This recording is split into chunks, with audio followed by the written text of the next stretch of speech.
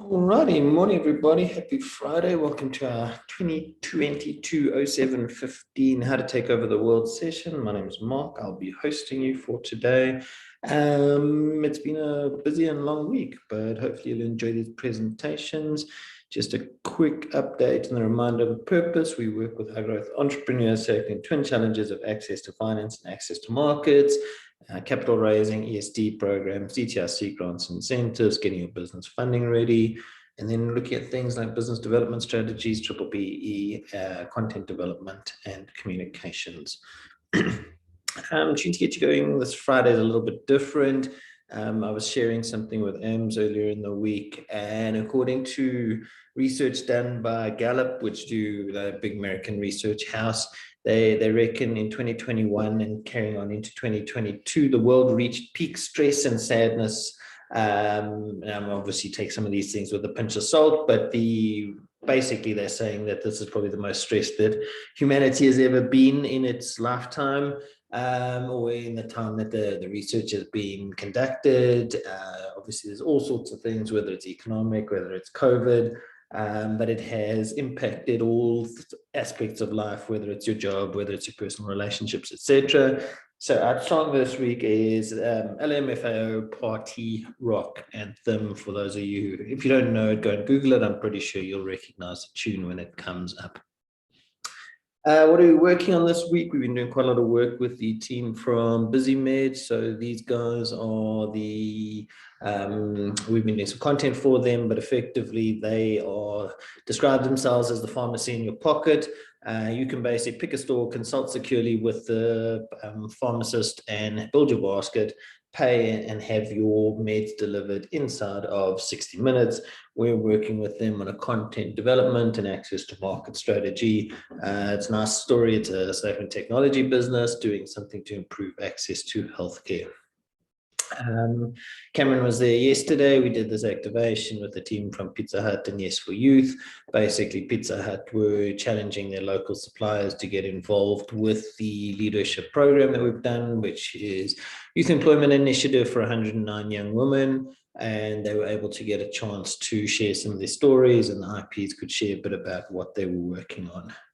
The boys were away last week, and this is what they were up to. They've been working with the Exaro youth in Lepalala, looking at basically onboarding them. There was a cool post, I don't know whether it was Ed or who was running the social, but basically saying these are the CEOs and accountants of the future. And I think it's very cool to see the youth actually having a good time and making some progress. So nice job there, guys.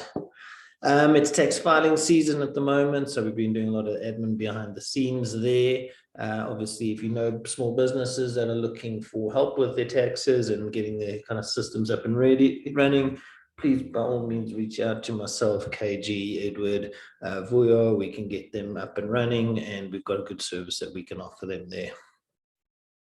Just a reminder about our partnership with IT Varsity. We've got the ability to be able to offer access to some of the online digital learning courses. So if you know small businesses or growing businesses that are looking for digital courses for their teams, give me a shout. We've got some options there.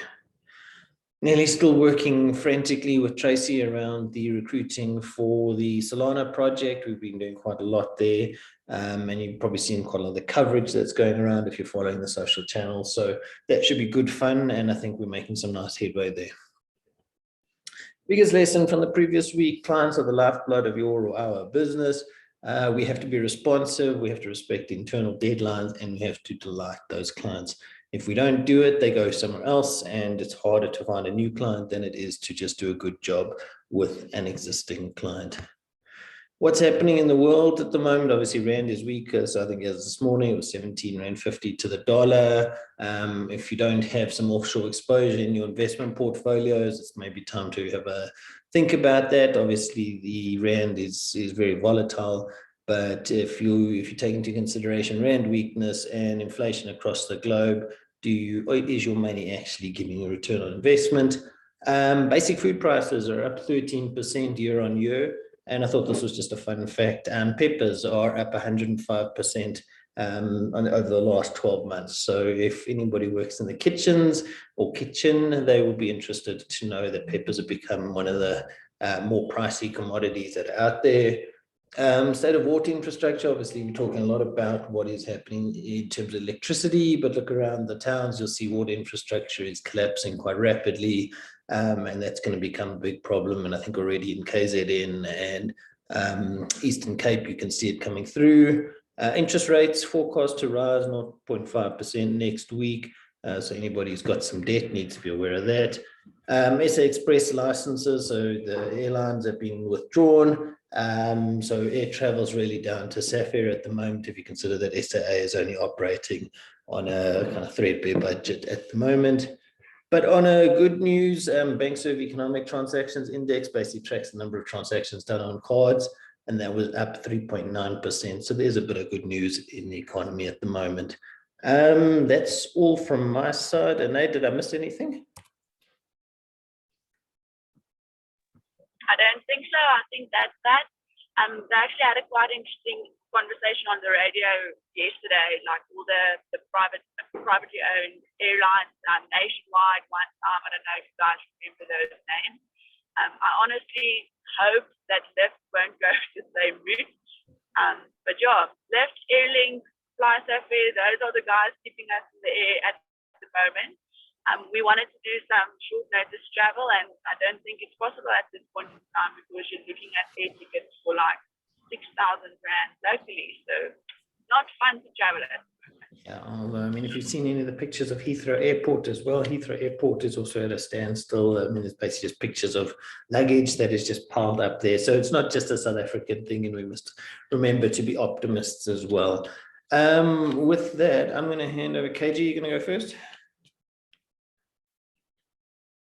Perfect. I'll take it first then. Cool. Thank you, Mark.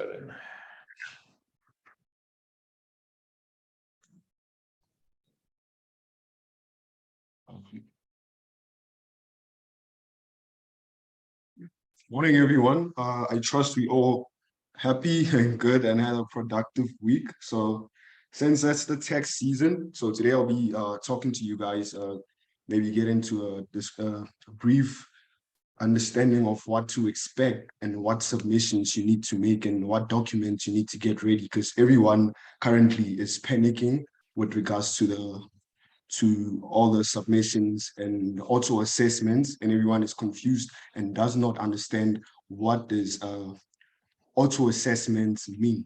So sorry about that. Let me just turn on my camera really quick. I hope. Sorry, how do I turn on my camera from? I think I need to make you host. Just hold on a second. Give me a moment. Okay.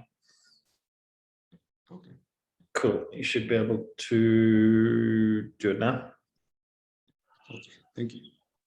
Also, kudos to you, Can KG, everybody for see? remembering. Well done. Sorry, I have a bad lighting, so just bear with me. I'm a little bit dark.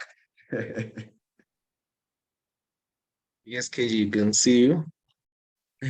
Awesome, perfect. This will be the agenda for today. What are the submission dates? What is the auto assessment? Understanding and going deep into it. What deductions are available for taxpayers? So we have the tax season opened on the 1st of July 2022 until 31st October 2022 for non-provisional taxpayers. So non-provisional taxpayers, this will be our salary people, and then our provisional taxpayers is the 1st July to 23 January. If this will be for the people that are earning income apart from their remuneration and salaries. So just you should be registered as a non-provisional taxpayer if you maybe have a side hustle aside, or maybe you're running a business like rental or any other business that you indulge in. So what is auto assessment? Auto assessment, normally, like basically, SARS extracts information from all the third parties, like your employers, when they submit the EMP 501. So SARS gets that information and then populates it onto your profile. So when you open your profile, you see that all the information that your employee has submitted on your behalf will be declared over there. So it's very important to ensure that you check before submitting, because auto assessment doesn't take into account the other income which you have received. They get the IT3 from the banks, whether you received income interest or dividends or any other income which a third party can provide information to SARS. Some information is not declared onto the profile. So just be careful when you before submitting the auto or accepting the auto assessment to check whether everything is in order. There are obviously disadvantages of auto assessment. Like for instance, some of your income might not be declared. Your income tax, trading income, that won't be included. So it's your obligation as the taxpayer to ensure that you declare all your income to SARS. Because when you accept the auto assessment as it is, and then you've been making income on the side and SARS doesn't know about that, and you don't declare it, so it's basically going to be fraud. That's fraud. You're hiding some of your income from SARS, and you know taxpayers need to declare all the income, receivables, accruals to SARS to make sure that the tax liability or tax payable to them is all declared to SARS. Auto assessment also doesn't include like certain deductions if you're earning commission income or any other income that you earn that you can have, you can declare and get certain deductions from it. You won't get the deductions because why? It's not there. So you need to make sure, just check if everything is in order. So other things that you need to ask yourself, these are deductions that are available. Are you contributing to retirement annuity fund? According to section, sorry about that. What the income tax, section 11F, gives us a deduction on all the contributions which you make to the retirement annuity fund, which is limited to 350,000 or 27.5% of your taxable income or remuneration. Then we have your medical aid contribution fund. If you contribute into that, we have a section 6A and 6B for you to claim a rebate against it. And then if you have a medical aid, just check that you have all the deductions, funds that were not claimed on your medical aid. Make sure that you declare that to SARS as well so that you can get a proper deductions. The donations, did you make any donations during the current year to any section 18A, which is going to be your public benefit organizations? So you get like 10%, you allowed to claim 10% of that against your taxable income. So basically, that's it from me, guys. I know it was short and sweet. I hope this was informative, and you can now go give your tax practitioner all the information that is required, like your logbooks. If you're earning commission income, 50% of your income is based on commission. You can claim all the home office expenses, and that's it for me, guys. Thank you very much. Cool, thanks, KG. Will you just transfer the host to Edward? Just also building on just a couple of things, building on what KG was saying there as well. There's always a temptation to be able to kind of just avoid it and say the taxman won't kind of catch up with you.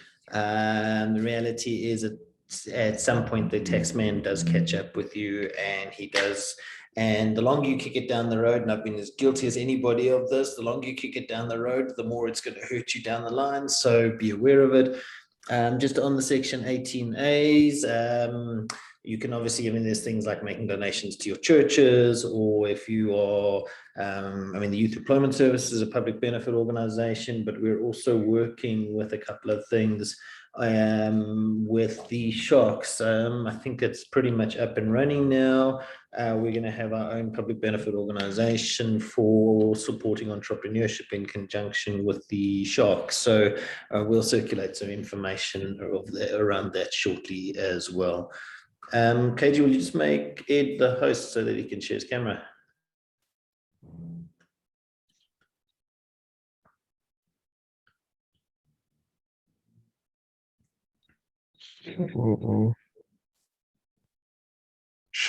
Now, let's see.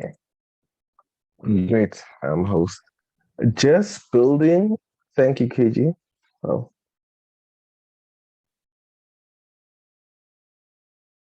I don't think I can share my video yet, KG. Okay, so I'm just searching for that icon. So just under participants, if you just click on Ed's name, it says there's a where it says more. Just click on that, and it'll say make host. Perfect. Thank you, Mark. Okay, cool. Thanks, KG. Just to on a lighter note and to pick up on Mark's tune of the day, here are some hiking activities you can do in and around Joburg just to get your mind off work, just to relax a bit. So these are my favorite 5 that I visit quite frequently, and you should also check them out if you get the opportunity to. Sorry, this thing is in the way. Cool. So first and foremost, it's Henops hiking trails, Seka Bosrand, Heading a Farm, Clip Riversberg Nature Reserve, and Modern Fontaine. And this is just the top 5 for me. There's many more, and I've been to many more, but personally, these are my favorites for some reason. I'll share a bit of a story on each one. First and foremost, Henoks hiking trail. This was my first ever hike. I think this is why I gravitate to it so much. It's quite popular. I'm sure you've either been there or you know someone that's been there. It's very popular. So I have the address. They just inside of Pretoria, but like on the edge. There's a fee, and there's a few attractions there that keep people coming. So there's a bright area, a coffee shop, and there's also a swimming pool if you want to relax. There's a cable car that you can pull yourself up across, which is quite fun always, and as well as a suspension bridge that you can walk on, and this beautiful river that you get to walk over. So it's very nice. There is a 3 trails, mainly the Daisy Trail, Zebra Trail, and Krokodilberg Trail. I had a tough time saying that. But I went there in April again, and I done the 10K. It's quite average actually. There's lots of up downs, but it's quite long, which made it about a 3-4 hour experience. So I like it a lot. I'm sure you have been here if you ever saw it. It's quite scenic, and there is safe parking whenever you go there. So there's no need to worry about your belongings. You can just walk it. There's never any incidences. And once again, the fees to walk at Henops is 100 Rand and 50 Rand for children. The next is Seka Bosrand. I discovered this hiking trail during lockdown. I went with my sister, as you can see in the bottom right there. It was quite fun. It's in Heidelberg, so it's all the way on the other side of Johannesburg, the downside. So there's 3 trails, the Cheetah Trail, the Two van Eden, and the Boek Makiri Trail. I had a terrible time saying that as well. But I done the 11.9 with my sister when I went during lockdown. It's very, very humid there. Like really, really hot, but the scenery is next to nothing. If you can see in the first 3 pictures here, especially the second and the first one, like my phone is not doing it justice, but it was quite amazing to be there and just seeing the rolling hills, the sea of green. There's a small town on the right hand side in the second photo, but you obviously can't see it here. But it's really breathtaking. So the cost is 35 Rand for adults and 25 Rand for children. It's really fun. I hope you guys ever have a chance to go. You should go here. There's overnight huts as well if you'd like, and I think there's a zebra pen and a horse pen as well, and a few ostriches there as well. So there is a few other things to do there, which I found fun to do. Cool. The next is Hindiga Farm. This is in Pretoria as well. It's quite nice. It's animal friendly. It's quite short as well. It's a great hill to walk, very comfortable walk as well. It's not like there's not too much terrain going up and down. So with here, there is about 4 trails you can do. There's a 5, the 8, and the 5, 12, and 18 kilometer. And they're all quite fun to do as well. It's 55 Rand for adults, 35 Rand for children. The trails are mostly quite easy to average. The 5 kilometer would take you about an hour, hour and a half, and the 18 would probably take you about 4 hours. But very pet friendly, very popular as well. They give you like a voucher card, so if you can go twice basically. So the 55 Rand basically 2 trips, the one and second one as well. Pet friendly, very popular, very outgoing, pretty cool. Once again, it's in Pretoria. The address is there on the bottom left. I went here during lockdown as well. I haven't been here since because it is a bit out of my way, but it's quite nice. I went here with my hiking team. The next is Klippersberg. The reason why this one is very popular for me, it's quite nice because it's actually very close to where I stay. It's about a 10 kilometer drive from my house. So it's free Rand 50. So it's free to go there. There's no fee, just get inside and start hiking. So the address there's 2 addresses to get inside. There is a Peggy Road address and the Ferndale Drive Road address, 2 entrances to get inside. The map is there on the top right hand side. I don't know if you can see it. There is the 10 and the 5, but then there's lots of smaller routes that you take and it joins into like the 10 or it joins into the 5. So you could make it quite long and make it like a 15K if you really wanted to, or you could make it a 2 kilometer as well if you wanted to. So it gives you lots of chance to like abort and just jump out. But yeah, for the most part, and there's only 2 major hills, so it's not that bad. Once you're at the top, it's like calm afterwards. So it's very popular down the side close to me. There is zebras, donkeys, and impalas roaming around freely, but obviously when you get closer, they run away. But it's just nice to see these things up in person. So I was with my hiking team again in the bottom right, and there's me. I was quite skinny back then, but yeah, this was as well just after lockdown, the very first hard lockdown. So it was quite fun. So it doesn't take me quite a long time, but 2.5 hours, depending on who I'm with. I come here alone as well. So I think I've come here 4 times this year, which is quite a lot. And lastly is Modderfontein. The reason why this is my favorite because there's so many things to do here besides actual hike. So I'll talk about that in the B part of the presentation. So the first and foremost thing is the hiking. It's part of a company called Taruka Farm, which has this and Four Ways Farmers Market, but I'll touch on that as well a bit later on. So it's 3 trails, a 2.5, a 5, and a 10 kilometer. It's relatively quite flat. Like it doesn't even feel like hike. It's really like a walk in the park. Literally, it's very flat. The most you do is just go over a very small bump, but like the bump is not even noticeable. And yeah, there's a few suspension bridges in between. It's very pet friendly. Also, if you're a runner, off-road runner, it'll be very convenient for you. There's a big lake in the middle, followed by a waterfall as well. And the address is there, Modderfontein. So in the east, just wanna make sure my geography is correct, in the east side, which is great. And after your hike, you can join the Four Ways Farmers Market. I'm sure a lot of you have heard about it. It's very popular. They sell drinks, food, a fun time. And there's also a DJ there that plays music.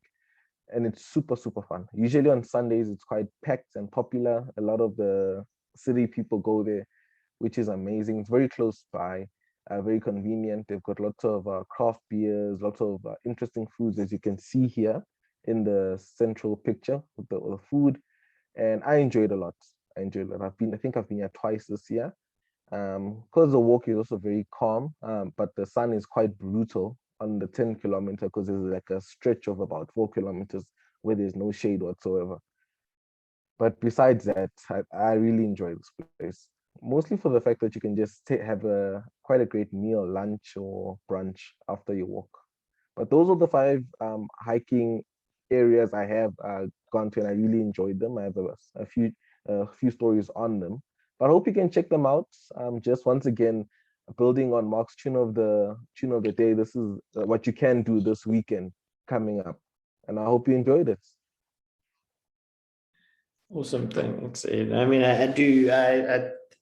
we've obviously had some ups and downs this week, and things have worked and some things haven't. But the fact that it's going to be a tough challenge for the remainder of the year. There's a lot on the go. The economy is still going through its ups and downs. So it is going to require us to work hard, but at the same time, work hard and play hard, and the chance to rest and recharge is also important. So please make sure you guys all look after yourselves as well. I mean, I know Nae's a big hiker as well, but I think it is important that we also just make sure we prioritize personal health as well. So yeah, that's cool. Before we check off, any other comments or thoughts before we wind up for today? Cool. Then with that, we are going to wrap up. So there's still a lot on the go. So it's not a Friday off, but if we can wrap up what's due in, we can then get that and hopefully have a strong finish to the remainder of July. And it's invoicing day today, so that's a happy moment in our month. So let's make it a good one. Thank you, everybody. We'll chat on Monday. Cheers, guys. Bye, guys. Bye. Hi, guys. Friday. Cheers, guys.